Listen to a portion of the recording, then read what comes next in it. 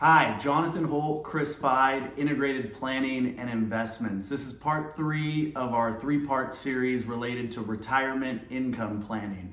In today's video, we'll focus on some of the considerable risks when thinking about retirement. So risk number 1 that we like to touch on with clients is inflation. Inflation essentially describes the rise in the cost of goods. A cost of a Snickers bar 30 years ago was a lot less than it is today and will be even more 30 years from now.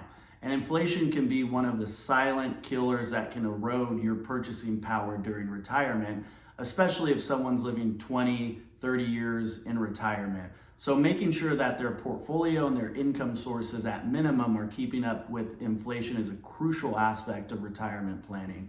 The second risk that we like to touch on that's often overlooked is healthcare or long-term care expenses. Oftentimes it's difficult to plan and accurately extrapolate out what those costs will be in the future just because there's so many variables. For example, we've seen a lot of clients throughout their working careers save into an HSA or a health savings account to help combat some of those expenses during retirement. In addition to that, we've helped clients evaluate long-term care policies to help mitigate risk for catastrophic events that are extremely costly.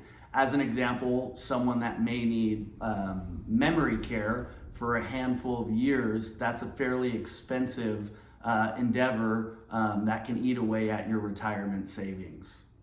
Another risk, of course, is longevity risk. So how long does someone live in retirement? This relates to inflation, but it also relates more specifically to just how long will my money last, and therefore how should I best spend that money down over time with this big unknown. So a lot of work we do with clients is scenario planning for sort of a short, intermediate, and a very long-term retirement.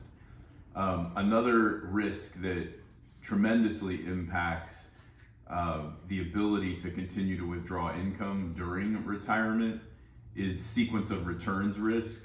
So this is an element of market volatility, but when we talk about sequence of returns, particularly in retirement, when you're no longer working and earning an income and you're no longer funneling money into your savings, but rather you're taking it out, the effect of a market downturn, especially on the front end of retirement.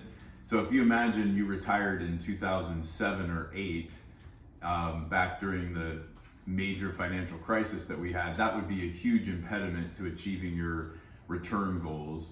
And then likewise, if you retired in 2010 or 11, coming out of that where the market was up a lot, that obviously paints a very different picture. So we spend a lot of time working with our clients to acknowledge those kinds of major downturns that can occur and not knowing when they will occur to try to plan the best portfolio structure to withstand something like that.